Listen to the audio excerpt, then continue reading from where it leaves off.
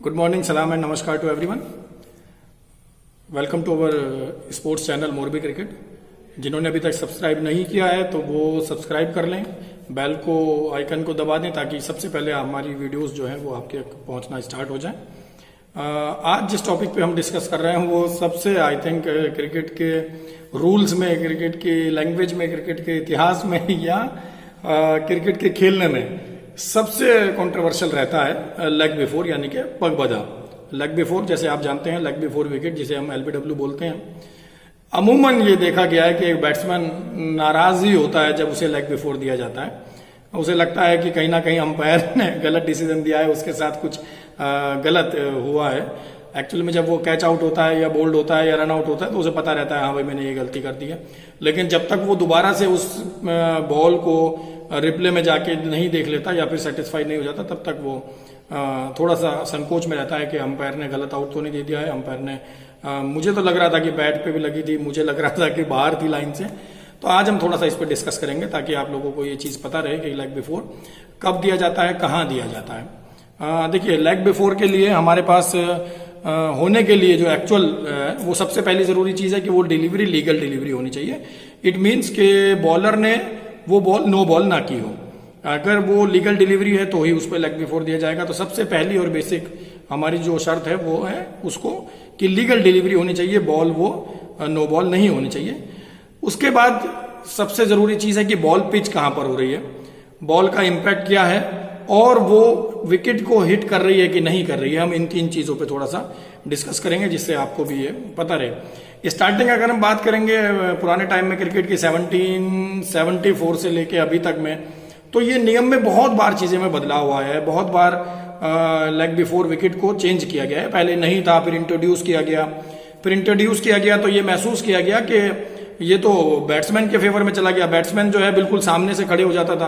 अब 3 स्टंप हैं, वो इतने छोटे हैं, बैट्समैन है, फिर बैट्समैन के दोनों पैर हैं, फिर पैड हैं, तो वो ऐसे खड़े हो जाता था। तो इसको भी चेंज किया गया। फिर जैसे जैसे एडवांसमेंट चलती रही, जैसे जैसे टेक्नोलॉजीज क्रिकेट में इजाद होती रही, तो उसके अंदर से फिर वो ये चीजें बढ़ती रही, ये चीजें आगे चलती चली गई। लेग बिफोर को नई नई टेक्नोलॉजी मिलती रही है।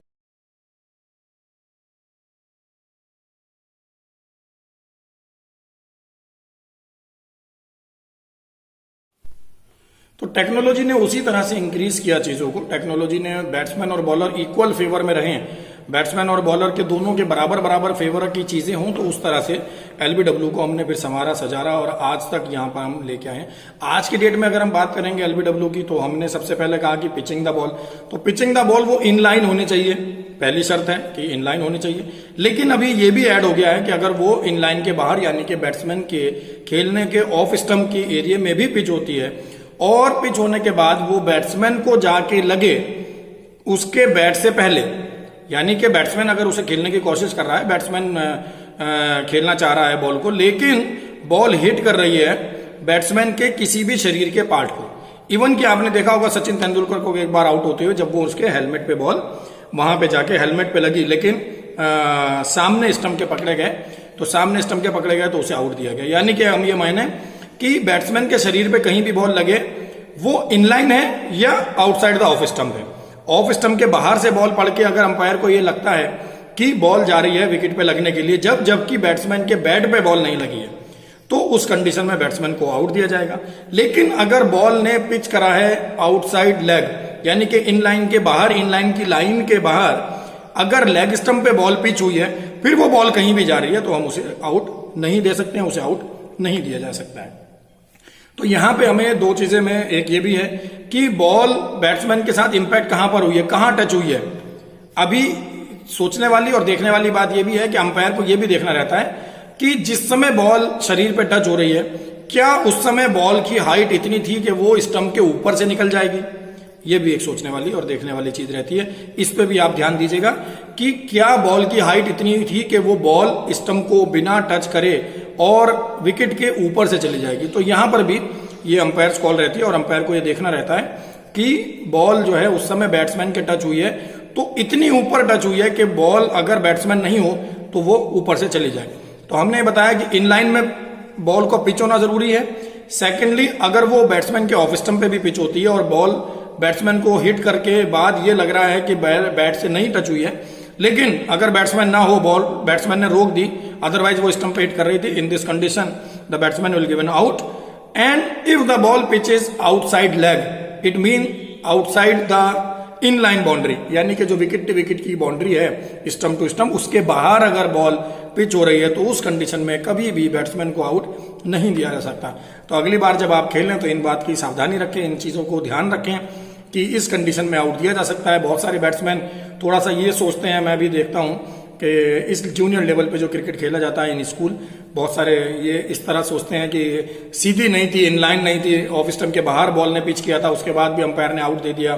तो ये आप ध्यान रखिएगा कि बॉल इनलाइन या फिर ऑफ स्टंप के बाहर भी अगर पिच करी होगी, लेकिन आप उसे रोक रहे हैं, खेलने के प्रयास में हैं, आपके बैट से बॉल टच नहीं हो रही है और अंपायर को ये लग रहा है कि बॉल स्टंप पे जाएगी, तो उस कंडीशन में आपको आउट दिया जा सकता है, लेकिन बशर्ते कि ऑफ स्टंप से वो या इनलाइन हो। लेकिन अगर लेग स्टंप के बाहर जो इनलाइन की लाइन है उसके बाहर अगर वो पिच कर रही है, उस कंडीशन में अंपायर जो है वो आउट नहीं देते हैं। तो जब आप खेलने जाएं तब आप समझें, तो आपको ये ध्यान रखना होगा कि लेग बिफोर इन कंडीशन में दिया जा सकता है। अगली बार आप अंपायर के ऊपर गुस्सा ना हो, अगली बार आप अंपायर के निर्णय को ये मत सोचें। इसमें एक थोड़ा सा और भी एक आ जाता है कि बॉल अगर जाके स्टंप पे लग रही है, जब आप ट्रेसिंग द बॉल देखते हैं, एडवांस टेक्नोलॉजी आजकल ट्रेसिंग भी दिखाते हैं कहां जा रही है कहां नहीं लग रही है, तब हम ये देखते हैं कि हाफ ऑफ द बॉल, अगर बॉल का आधे से आधा हिस्सा स्टंप के भी आधे हिस्से पे लग रहा है, यानी कि अगर हम ये कहें कि ये लेग स्टंप है, ये ऑफ मिडल और ये ऑफ, तो अगर इस कंडीशन में बॉल इस तरह से आके आपके ऑफ स्टंप पे टच हो रही है जबकि वो हाफ पार्ट है, तो that is only the umpire call, वो अंपायर कॉल के ऊपर छोड़ दिया जाएगा। अगर अंपायर ने उसे आउट दिया है तो आउट दिया जाएगा, नॉट आउट दिया है तो नॉट आउट दिया जाएगा, बिकॉज ऑफ दैट कि बॉल का मैक्सिमम पार्ट आपके ऑफ स्टंप और लेग स्टंप या मिडल स्टंप, इनके मैक्सिमम पार्ट पे टच होना चाहिए। लेकिन अगर बॉल ऑफ स्टंप है और ऑफ स्टंप के हाफ से ज्यादा बॉल टच हो रही है ऑफ स्टंप, यानी कि मिडल स्टंप की तरफ जा रही है, लेकिन किसी कंडीशन में अगर बॉल टच हो रही है ऑफ स्टंप लेकिन वो बाहर छोड़ती हुई निकल रही थी, तो इस कंडीशन में अंपायर कॉल को ही फॉलो करते हैं थर्ड अंपायर भी, और जो अंपायर का डिसीजन होगा उस कंडीशन में उसको माना जाएगा। तो ये तीन चीजें आप बेसिकली याद रखिएगा एलबीडब्ल्यू के लिए: पिचिंग द बॉल, इंपैक्टिंग कि कहां पे वो हिट हो रही है, थर्ड कि वो बॉल आपके विकेट पे जाके लग रही है कि नहीं लग रही है, यानी कि हिटिंग द विकेट और नॉट। तो ये तीन चीजें एलबीडब्ल्यू के लिए सबसे जरूरी होती हैं। वो अंपायर्स कॉल होती है कि अंपायर को ये भी देखना होता है कि बॉल स्टंप के ऊपर से ना निकल जाए। तो अगली बार जैसे मैंने बताया, अभी फिर दोबारा से एक बार नाराज मत होइएगा, संभल के खेलिए, अच्छा खेलिए, लॉकडाउन का टाइम है तो घर में रहिए, सुरक्षित रहिए। बहुत जल्दी आप लोगों से हम मिलेंगे। आप लोग अगर चाहते हैं किसी और टॉपिक पे वीडियो हम बनाएं और आपको बताएं, तो आप कमेंट बॉक्स में उस टॉपिक को लिख सकते हैं, हमें बता सकते हैं। कोशिश करेंगे कि आप तक अच्छी वीडियो पहुंचानी स्टार्ट करें। सब्सक्राइब करें, शेयर करें और लाइक कमेंट जरूर करें। Thank you.